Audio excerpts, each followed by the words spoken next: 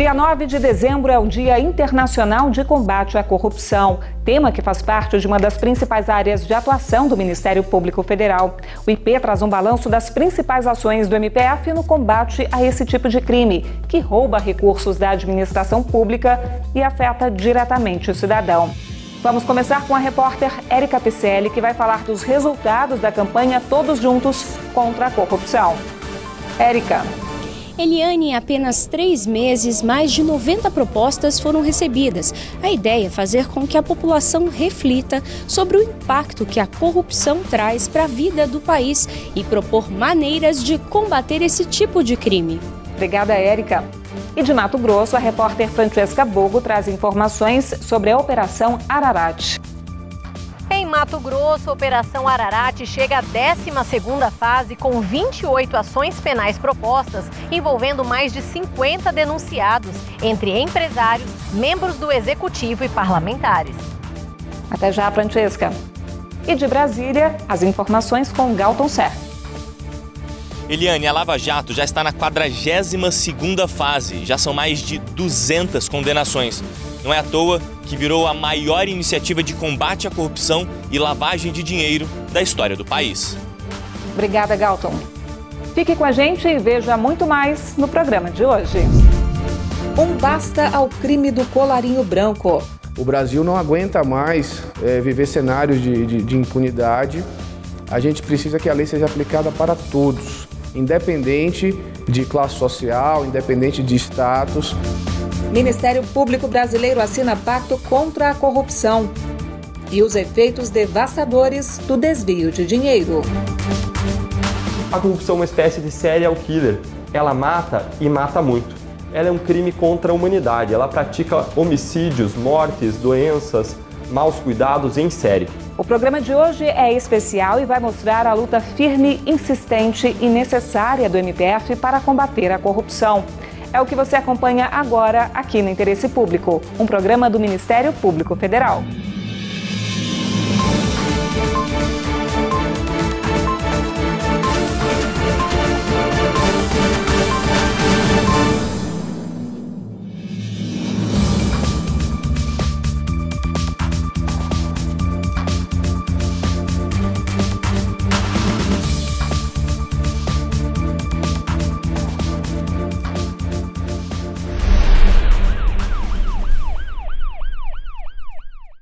R$200 bilhões é muito dinheiro. É o que o Brasil perde por ano com a corrupção. Todo esse volume de recursos é desviado com essa prática criminosa. E como tudo isso nos afeta? Como tudo isso cria ainda mais obstáculos para o nosso dia a dia? A reportagem que vamos exibir agora mostra as graves consequências desse tipo de crime. Qual a cara da corrupção? Essa prática não é um problema de um ou de outro país. Não é algo que acontece só aqui no Brasil. A corrupção virou um fenômeno transnacional, afeta o mundo todo. Não é à toa que existe até uma data para combater esse tipo de crime. 9 de dezembro, Dia Internacional de Combate à Corrupção.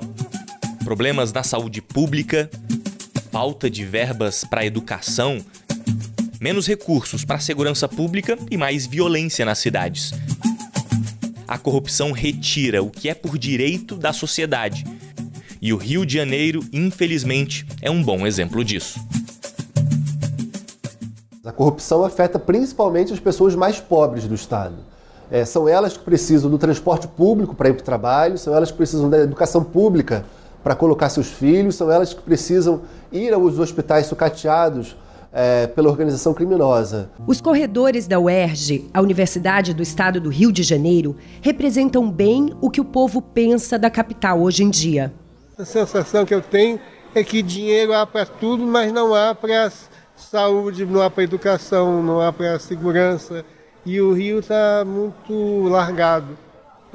A situação não é uma situação que nos deixe felizes. Estamos aqui dando nosso grito de socorro mesmo, entendeu? Porque trabalhar sem salário é horroroso. E quem pode ficar feliz com tantos problemas? uma incontável população vivendo pelas ruas, falta de policiamento, insegurança, desemprego, hospitais lotados e sem recursos básicos de atendimento. A gente vai ver que a educação está quebrada, está falida, a saúde nem se fala, as pessoas estão morrendo nas portas dos hospitais por falta de atendimento, não é? Crianças sem aula. Instituições de educação e cultura paralisadas. Tem pessoas aqui no nosso quadro de funcionários, que inclui artistas, também o corpo técnico e o corpo administrativo, que simplesmente não tem mais condição de vir trabalhar. Não bastasse a sensação de viver num estado caótico, o cidadão ainda tem que conviver com a indignação diária. Em 2017, foi preciso fôlego para acompanhar, entender e suportar as inúmeras denúncias envolvendo políticos, empresários e governantes estaduais. As colaborações premiadas de executivos das construtoras Andrade Gutierrez, Delta e Carioca Engenharia revelaram o jogo sujo do ex-governador Sérgio Cabral e sua equipe em obras estruturais, como a reforma do Maracanã para a Copa de 2014. Entrava em campo a força-tarefa da Lava Jato no Rio. Havia pagamentos de 5% do valor total da obra para membros da organização criminosa do ex-governador Sérgio Cabral. E a partir daí nós fomos investigando para tentar desmantelar essa grande organização criminosa que saqueou os cofres públicos do Estado durante tanto tempo. A Operação Calicut, como ficou conhecida a 37ª fase da Lava Jato, trouxe à tona números e fatos impressionantes. Entre agosto de 2014 e junho de 2015, quase 40 milhões de reais teriam sido movimentados em dinheiro vivo no Brasil e mais de 317 milhões e 800 mil reais em contas no exterior, além de diamantes e 4,5 kg de ouro guardados em cofres. 12 envolvidos foram condenados pelo esquema. Entre eles, o ex-governador Cabral, a 45 anos de prisão, e sua mulher, a advogada Adriana Anselmo, a 18 anos de prisão. Mas este era só o começo. A Operação Calicut parece ter puxado um fio que não acaba mais. Nós, quando olhamos para trás, depois de mais de um ano de operação, nós conseguimos vislumbrar como que esse esquema era grande, como que ele afetou todas as áreas do governo. Ainda vamos revelar em próximas fases que sinalizam que a corrupção estava generalizada, alastrada por várias secretarias e como se fosse uma regra do jogo do governo Cabral. Uma conta alta que certamente a população não quer mais pagar. O grande desafio político para o ano que vem não é direita ou esquerda, é conseguir eleger pessoas que tenham como objetivo o bem público. Elas podem errar, mas se nós pudéssemos ter uma maioria no poder legislativo de todos os estados e federal, com membros que tentem pelo menos beneficiar o interesse público, isso seja um avanço civilizatório no Brasil.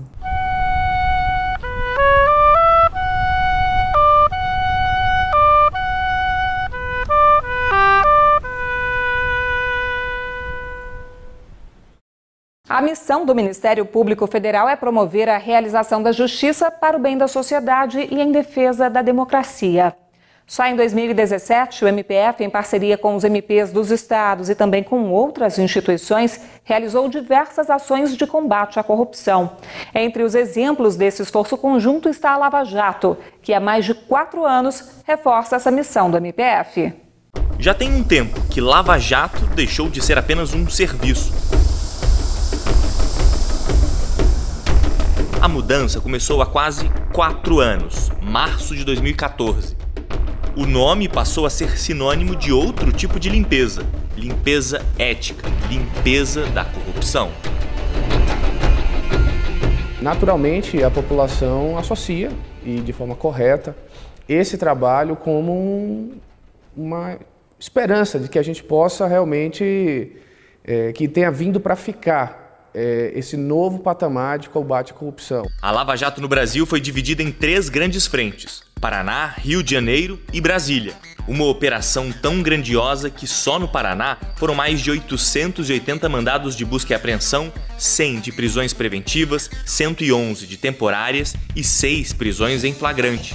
340 pedidos de cooperação internacional, 158 acordos de colaboração premiada, 10 de leniência, 67 acusações criminais contra 282 pessoas, sendo que em 37 já houve sentença por diversos crimes.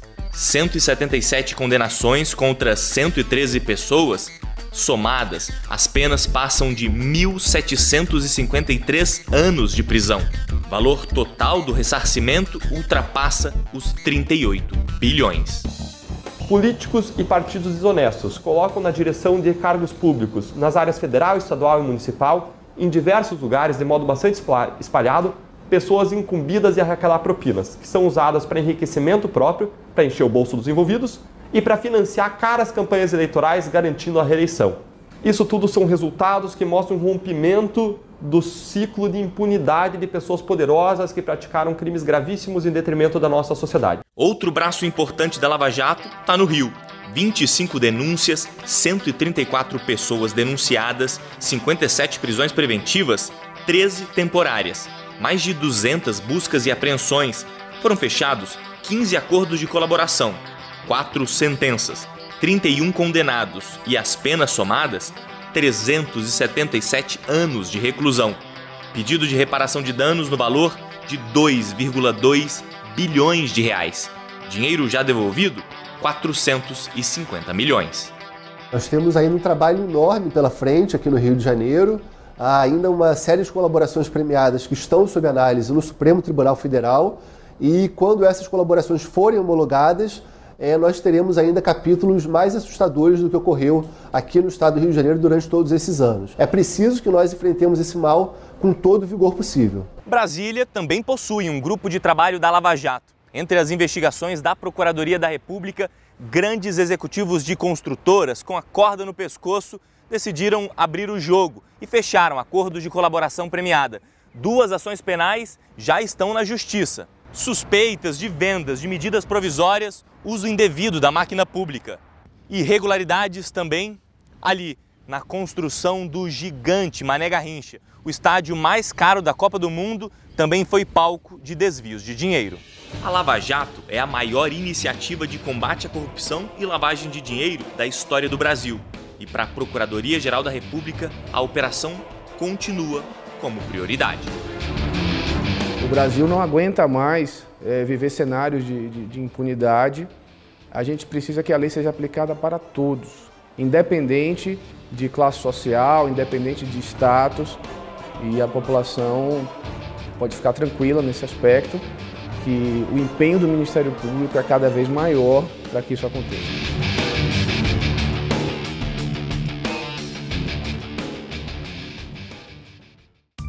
Você sabe quantas e quais são as operações deflagradas pelo Ministério Público para combater o desvio de dinheiro no país? No próximo bloco você vai ver um mapa da corrupção no Brasil.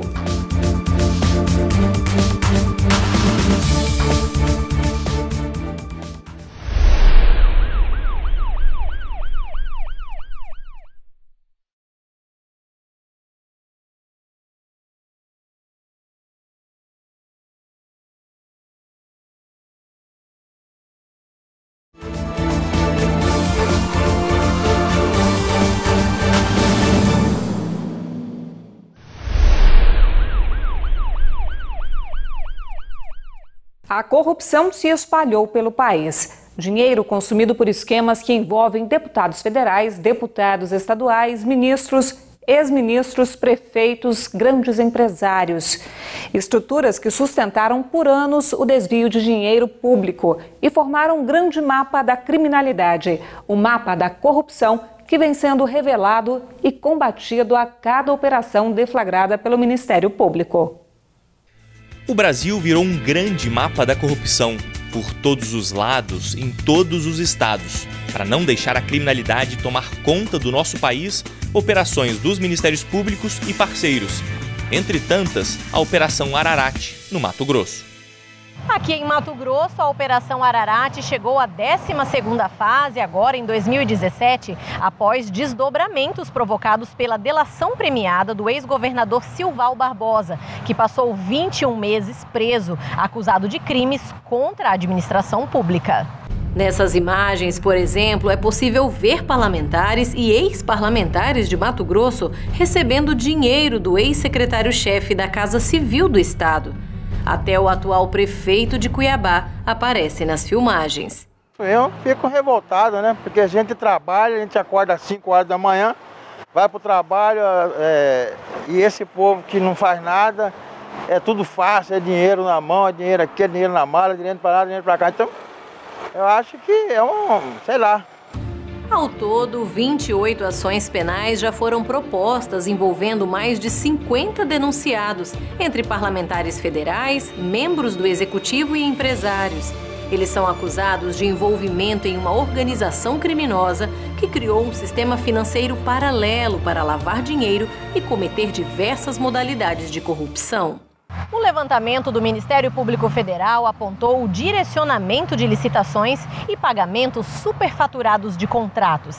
Além disso, foi comprovada a inversão nos pagamentos de precatórios, aquelas dívidas que o governo tem com cidadãos que ganham um processo na justiça contra o Estado, e também propina em troca de apoio político.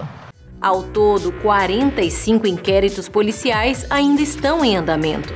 Além das ações penais, o trabalho do Ministério Público Federal permitiu o bloqueio de mais de 300 milhões de reais em bens dos acusados e restituiu 157 milhões de reais aos cofres públicos do Estado. São valores que fazem falta lá na ponta, na hora em que os serviços públicos são oferecidos à população. O posto de saúde ele anda em crise, né? Você vai, não tem um remédio, não tem um médico na hora para atender. Isso é a pior coisa que tem, né? Tem que ser assim, para ajudar a escola, mais segurança, né? A corrupção tá aí e o negócio tá feio cada vez mais, né? E a população que sente, nenhum outro. O que mais sente é a população mesmo, não tem jeito. E nesse mapa da corrupção, 2 operações têm tido sucesso nas investigações em Brasília. Quem vai contar isso pra gente é o repórter Galton Sé, que acompanhou o desenrolar desses casos. Oi, Eliane, então, eu conversei com os procuradores responsáveis por essas operações. Em uma delas, a Operação Greenfield, a força-tarefa que trabalhou neste caso teve inclusive um sentimento diferente das demais atuações. É que nessa investigação, as vítimas foram aposentados, dinheiro desviado de fundos de pensão. Vamos ver.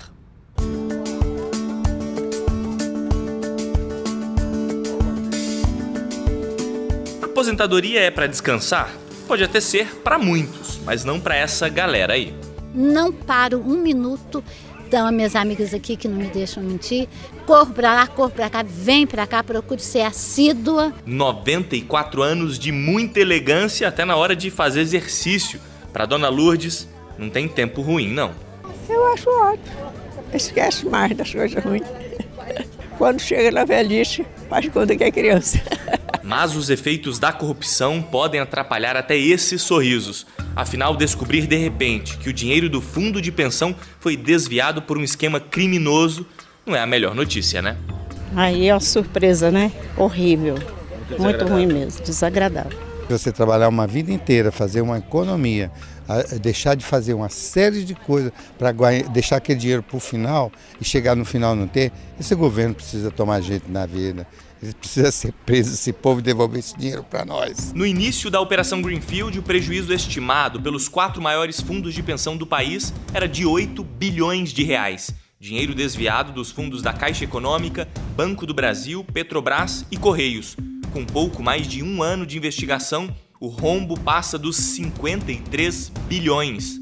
Só na FUNCEF, desfalque de 18 bilhões de reais. Medidas cautelares foram tomadas contra 122 pessoas físicas e jurídicas, bloqueio patrimonial de ativos, contas e valores mobiliários. Entre os denunciados, ex-diretores da FUNCEF, empresários, políticos e um ex-superintendente da Caixa Econômica Federal. Acabou o sonho, acabou a possibilidade das pessoas aposentarem, porque vários fundos de pensão já foram sucateados. Também em Brasília, uma outra operação de destaque. 19 bilhões e 600 milhões de reais deixaram de ser recolhidos aos cofres públicos por fraudes em 74 julgamentos manipulados do CARF, o Conselho Administrativo de Recursos Públicos. Essa é a Operação Zelotes. O esquema funcionava assim: ex-conselheiros e consultores escolhiam processos de grandes valores, procuravam o contribuinte para oferecer uma solução. Fechado o negócio, o grupo usava da influência e recorria à corrupção de conselheiros. Assim, conseguia resultados favoráveis e cancelava as dívidas das empresas com o governo.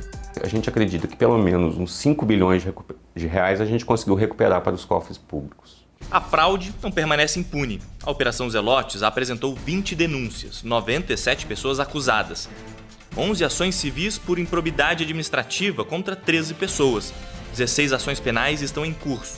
Uma foi julgada e 10 pessoas condenadas. A gente espera, que essas pessoas que se envolveram em atos criminosos de corrupção ativa, corrupção passiva, lavagem de dinheiro, advocacia administrativa e tráfico de influência sejam condenadas. A gente espera que isso evite novos crimes e que o Ministério Público possa cumprir o seu papel na sociedade. Qual é o papel do Ministério Público brasileiro? O papel é investigar, promover a persecução penal. Mas também é preciso que zelemos pela qualidade das políticas públicas.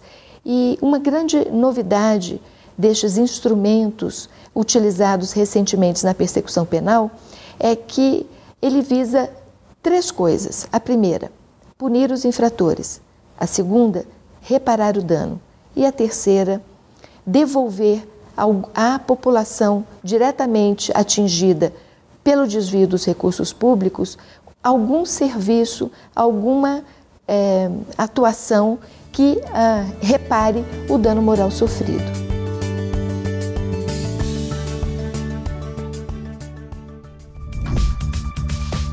No próximo bloco, a coordenadora da Câmara de Combate à Corrupção, Mônica Nicida, fala sobre os impactos dos acordos de leniência no combate ao desvio de dinheiro público. E ainda a cobertura do Dia Internacional de Combate à Corrupção. Até já!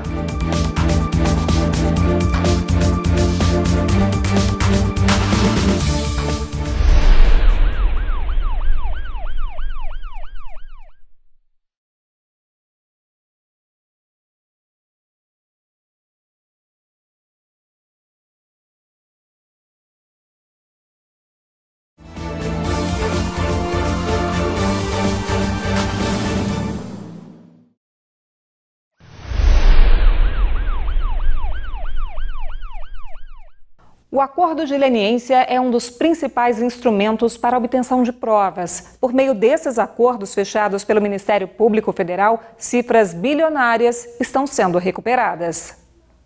O acordo de leniência é um instrumento de obtenção de provas. Esse tipo de procedimento é novo, não tem nem 4 anos. Para que um acordo de leniência seja fechado, a empresa assina um termo com uma série de obrigações. Tem que admitir a participação no crime e cooperar plenamente com as investigações.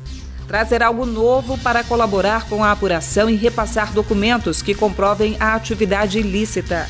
É preciso ainda identificar os envolvidos e parar completamente de praticar a infração.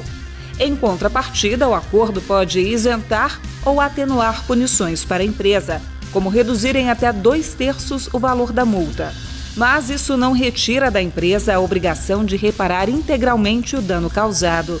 O principal objetivo do acordo de leniência é obter provas e, assim, tornar a investigação mais rápida. O maior acordo de leniência da história, no valor de 10 bilhões e 300 milhões de reais, é do grupo JIF, que controla mais de 360 empresas, entre elas o frigorífico JBS, e vai ter 25 anos para pagar esse valor.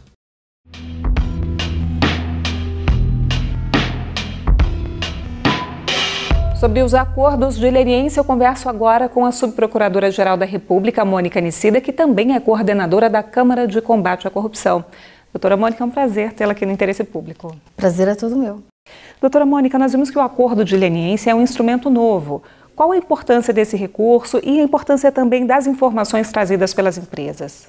Os acordos de leniência, juntamente com os acordos de colaboração premiada e a cooperação internacional, o incremento da cooperação internacional, são atualmente indispensáveis para o aperfeiçoamento ou a eficiência das investigações, especialmente no combate à corrupção. Esses acordos definitivamente mudaram o patamar do combate à corrupção no Brasil, que hoje é internacionalmente reconhecido como sendo um combate efetivo, um combate eficaz. Pelos acordos de leniência, as empresas são obrigadas a nos trazer informações novas. Como você disse, esses acordos são uma técnica de investigação. Então, por meio delas, as empresas, para obterem determinados privilégios nas suas condenações ou nas suas punições, elas trazem elementos que nos possibilitam ampliar os horizontes das investigações. E, aliás, este é um requisito para se firmar o acordo de leniência, que as informações trazidas sejam novas, sejam informações relevantes e que haja a possibilidade de, a partir delas, obter um desdobramento das investigações que possibilitem um combate mais eficaz da corrupção. E quantos acordos de leniência já foram homologados até agora, desde o início da Lava Jato, e quantos ainda estão em análise pela Procuradoria-Geral da República? Desde 2015, a Câmara de Combate à Corrupção já teve a oportunidade de apreciar mais ou menos 20 acordos de leniência, envolvendo, os valores totais envolvidos nesses acordos chegam a mais de 20 bilhões de reais. E em relação àqueles que estão sendo entabulados nesse momento, ainda não há possibilidade nem de eu dizer, porque os acordos eles são sigilosos nessa fase em que eles estão sendo negociados e porque eles ainda não chegaram mesmo à Câmara. Eles estão sendo negociados pelos colegas em todas as instâncias e não chegaram ainda à Câmara. Doutora Mônica, a senhora falou da importância desse acordo para as investigações, mas o dinheiro arrecadado, qual é o destino desse dinheiro? Normalmente, pelos acordos de leniência, os valores fixados se destinam ao ressarcimento dos prejuízos causados, né? Não necessariamente se consegue apurar, num determinado momento, todo o prejuízo causado. Por isso, nos acordos de leniência, nós fixamos um valor que antecipa o ressarcimento desses prejuízos. Então, uma parte dos prejuízos vai ser ressarcida por esses valores, né?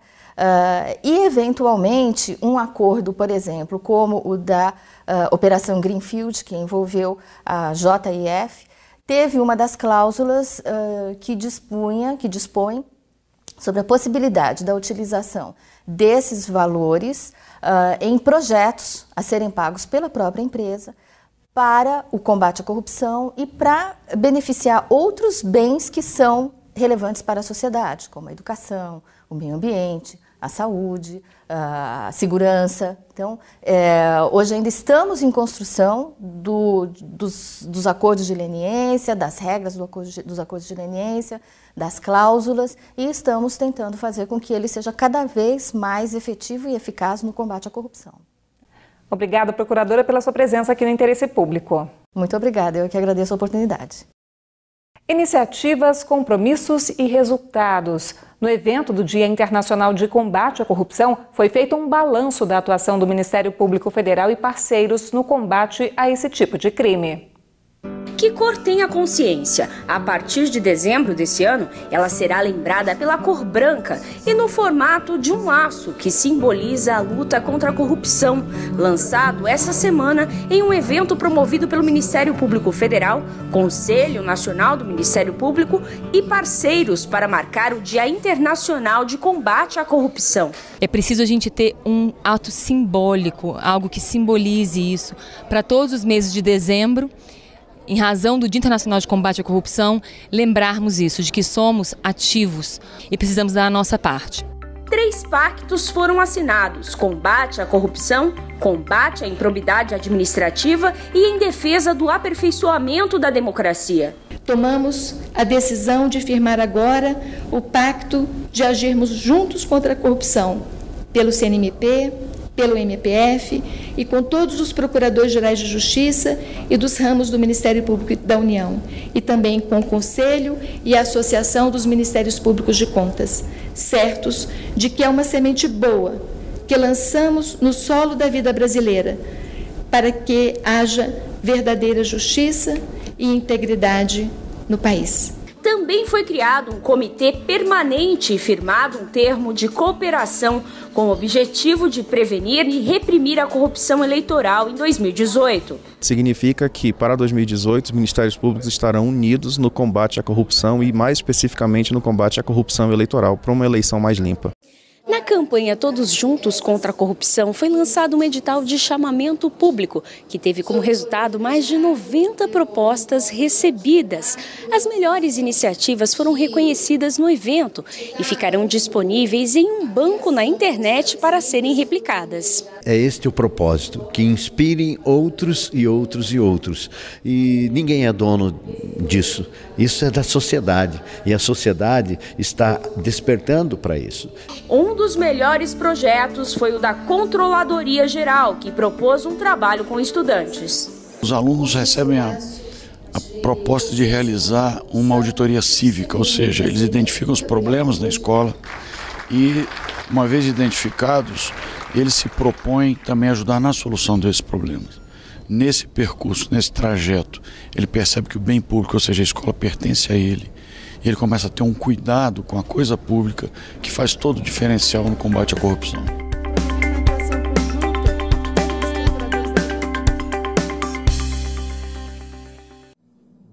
Gostou do programa de hoje? Tem alguma sugestão? Então escreve pra gente. O e-mail é interessepublico@mpf.mp.br. Para rever as reportagens, o site é mpf.mp.br. O programa também está no YouTube. O endereço é youtube.com/tvmpf. Muito obrigada pela companhia e a gente se vê no próximo programa. Até lá!